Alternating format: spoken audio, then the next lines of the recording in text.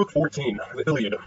Agamemnon proposes that the Athenians should sail home, and is rebuked by Odysseus. Hera beguiles Jupiter. Hector is wounded. Nestor was sitting over his wine, but the cry of battle did not escape him, and he said to the son of Asclepius, "What, noble Machaon, is the meaning of all this? The shouts of men fighting by our ships grow stronger and stronger. Stay here, therefore, and sit over your wine, while fair Hecamede heats you a bath and washes the clotted blood from off of you. I will go at once to the lookout station and see what it is all about."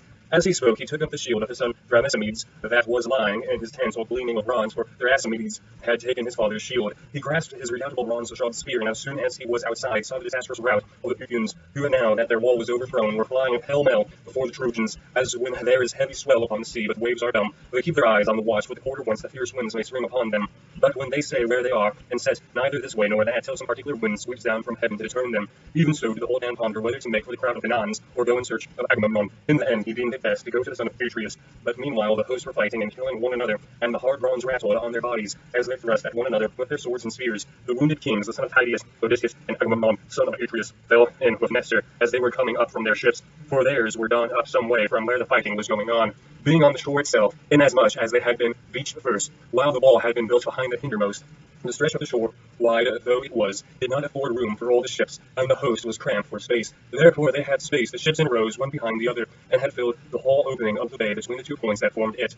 The kings, leaning on their spears, were coming out to survey the fight, being in great anxiety, and when old Nestor met them, they were filled with dismay. Then King Agamemnon said to him, "Nestor, son of Neleus, honored the Achaean name, why have you left the battle to come hither? I fear that what dread Hector said will come true, when he vaunted among the Trojans, saying that he would not return to Ilium till he had fired our ships and killed us. This is what he said, and now it is all coming true. Alas, others of the Athenians, like Achilles, are in the anger with me that they refuse to fight by the sterns of our ships."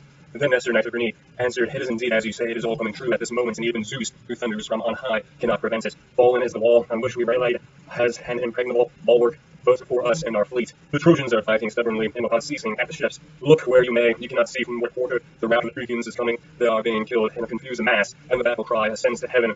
Let us think if a council can be of any use, what we had better do, but I do not advise our going into battle ourselves, for a man cannot fight when he is wounded." And King Agamemnon answered, "Nestor, if the Trojans are indeed fighting at the rear of our ships, and neither the wall nor the trench has served us, over which the Danaans toiled so hard, and which they deemed would be impregnable bulwark both for us and our fleet, I see it must be the will of Zeus that the Athenians should perish ingloriously here, far from Argos. I knew when Zeus was willing to defend us, and I know now that he is raising the Trojans to like honor with the gods, while us, on the other hand, he has bound hand and foot. Now therefore let us all do as I say. Let us bring down the ships that are on the beach and draw them into the water. Let us make them fast to their mooring stones a little way out against the fall of night. If even by night the Trojans will desist from fighting, we may then draw down the rest of the fleet. There is nothing wrong in flying Haroon even by night. If it better for a man that he should fly and be saved than be caught and killed." Odysseus looked fiercely at him and said, "Son of Atreus, what are you talking about, wretch? You should have commanded some other baser army, and not be ruler over us, to whom Zeus has allotted a life of hard fighting from youth to old age, till we every one of us perish. Is it thus that you would quit the city of Troy, to win which we have suffered so much hardship? Hold your peace, lest some other of the Athenians hear you say that no man who knows how to give good counsel, no king over so great a host as that of the Argives, should ever have let fall from his lips. I despise your judgment utterly, for that you have been saying. Would you then have us draw down our ships into the water while the battle is raging, and thus play further into the hands of the conquering Trojans? It would be ruin. The Athenians will not go on fighting when they see the ships being drawn into the water, but will cease attacking and keep turning their eyes towards them. Your counsel, therefore, Sir Captain, would be our destruction."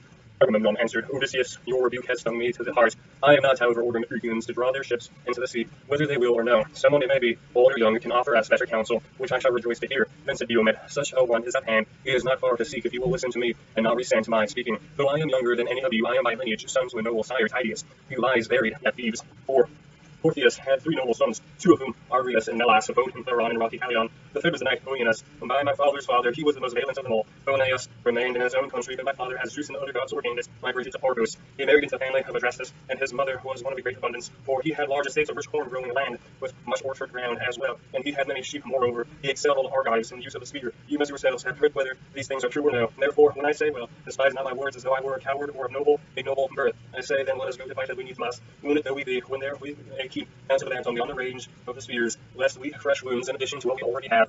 But we can spear on others who have been indulging their spleen and holding aloof from battle hitherto." Thus did he speak, whereon they did even as he had said, and set out, King Agamemnon leading the way. Meanwhile Poseidon had kept no blind lookout, and came up to them in the semblance of an old man. He took Agamemnon's right hand in his own, and said, Son of Atreus, I tell you Achilles is glad now that he sees that Hercules about to enslam, for he is utterly without remorse. May he come to a bad end, and heaven confound him. As for yourself, the blessed gods are not yet so bitterly angry with you, but that the princes and counselors of the Trojans shall again raise the dust upon the plain, and you shall see them flying from the ships and tents towards their city. With this he raised a mighty cry of battle, and sped forward to the plain. The voice that had came from his deep chest was as that of 9 or 10,000 men when they are shouting in the field of fight, but the fresh courage into the hearts of the Athenians to wage war and do battle without ceasing. Hera, the golden throne, looked down as she stood upon a peak of Olympus, and her heart was gladdened at the sight of him, who was at once her brother-in-law, hurrying hither and thither amid the fighting. Then she turned her eyes to Zeus, who, as he sat on the topmost crest of the many-faceted Ida, and looked him, she set herself to think how she might hoodwink him, and at the end she deemed that it would be best for her to go to Ida and array herself in rich attire, in the hope that Zeus might become enamored of her, and wish to embrace her. While he was thus engaged, a sweet and careless sleep might be made to steal over his eyes and senses. She went therefore to the room which her son Hephaestus had made her, on the doors of which he had cunningly fastened by means of secret key, so that no other god could open them. Here she entered and closed the doors behind her. She cleansed all the dirt from her fair body with ambrosia. Then she anointed herself with olive oil, ambrosial, very soft, and sent it specially for herself. If it were so much as shaken in the bronze-floored house of Zeus, the scent pervaded the universe of heaven and earth. Of this she anointed her delicate skin, and then she plaited the fair ambrosial locks that flowed in stream of golden tresses from her immortal head.